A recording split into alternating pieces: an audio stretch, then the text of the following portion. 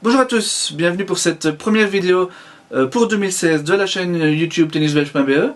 J'en profite pour vous présenter au nom de toute l'équipe tennisbelge.be une très bonne année 2016, qu'elle soit pleine de joie, de bonheur, de réussite et d'émotions tennistiques.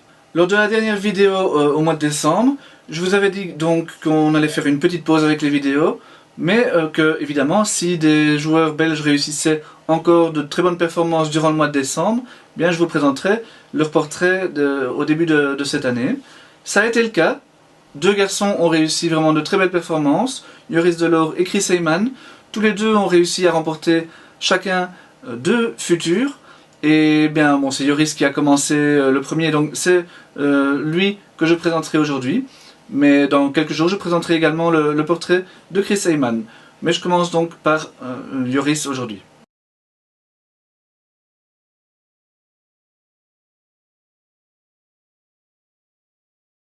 Alors, comme Kimmer Coppejans, Joris Delors est originaire de la côte belge, comme Niels de Zeen également, ils sont tous de la même région.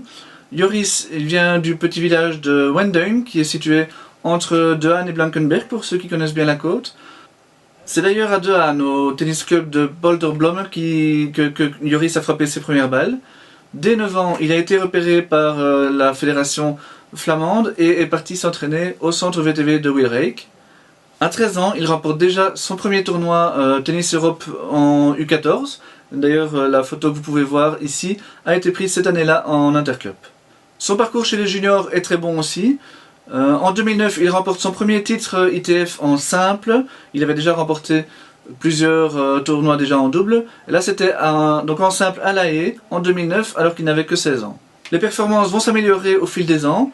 En 2010, il remporte son premier grade 1 au Maroc, ainsi qu'un grade 2 en Autriche, et il remporte également la streetball en double.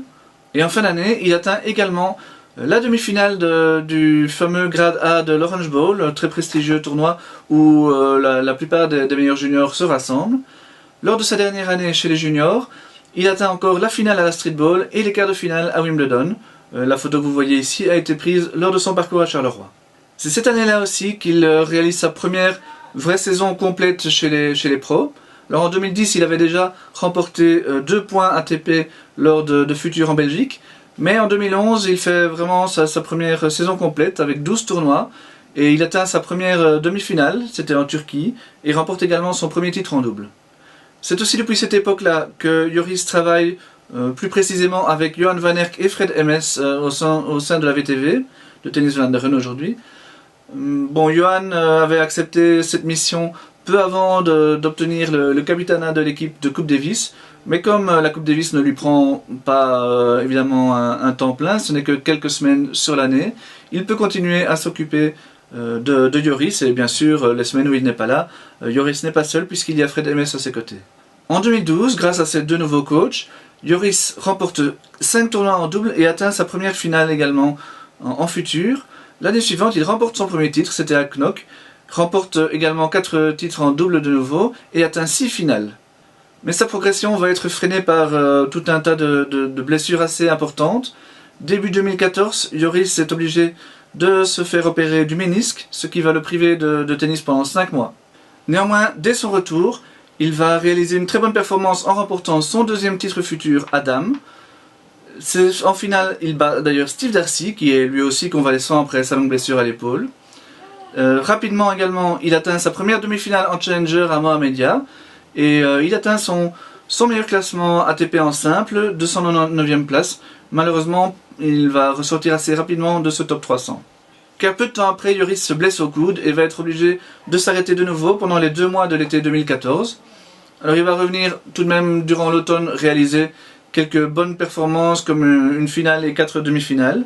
Mais son problème au coude n'est pas résolu et au début de la saison 2015, il est de nouveau obligé de s'arrêter, cette fois-ci pour 6 mois. Il effectue son retour au début de l'été et atteint même 3 finales durant cet été, mais c'est vraiment à partir du mois d'octobre qu'il va pouvoir vraiment rejouer à 100%. Il part alors disputer une série de Challenger avec Kimmer Coppejans en Amérique du Sud. Alors à 2 reprises, il va sortir des qualifications, il va même réussir une fois à franchir le premier tour du tableau final dans un de ces challengers. C'est surtout l'occasion pour lui de vraiment se frotter à des cadors du tennis sud-américain, ces spécialistes de terre battue qui s'affrontent toute la saison dans cette Challenger. Il revient ensuite en Europe pour disputer à Andria, en salle, un nouveau Challenger où là aussi il sort des qualifications et franchit le premier tour. Yoris décide alors de terminer sa saison à Doha, au Qatar, pour 3 semaines de futur, avec la ferme ambition de remporter les 3 tournois. Malheureusement, la première semaine, il est battu en demi-finale dans un match très serré et très intense nerveusement. Il est battu au tie-break du dernier set. Mais regonflé à bloc par cette défaite finalement, et également par le titre remporté en double avec son pote Lorenz Verboven qui s'entraîne avec lui à la VTV, Yoris va remporter les 2 titres suivants sans perdre un set. Il va vraiment se montrer intraitable pendant les 2 semaines qui vont suivre et également remporter un 2e titre en double. Ce superbe parcours au Qatar est un vrai soulagement pour Yoris.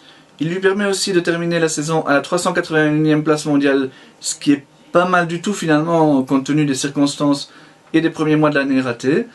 Ça lance surtout sa saison 2016 parce qu'il n'a aucun point à défendre, je l'ai dit, durant les 6 premiers mois et donc il est en position vraiment idéale avec son classement ATP actuel et la forme du moment pour vraiment performer cette saison. Une saison qui commencera normalement vers mi-janvier en Turquie et durant laquelle on devrait vraiment entendre beaucoup parler de lui. Ça devrait être l'année de la percée de Yoris au classement. Voilà, c'est terminé pour cette première vidéo de l'année. Donc comme je vous l'ai dit, dans quelques jours, je vous présenterai le portrait de Chris Heyman et bien le programme des prochaines vidéos.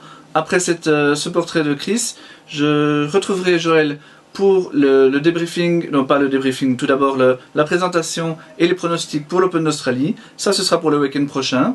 Et à la fin du tournoi, à ce moment-là, on vous présentera toujours à 2 le débriefing de l'Open d'Australie. Le premier carnet de notes de la saison, ça, ce sera pour les premiers jours de février. D'ici là, passez une bonne fin de week-end et une bonne semaine. Je vous retrouve dans quelques jours pour le portrait de Chris Heyman. Ciao!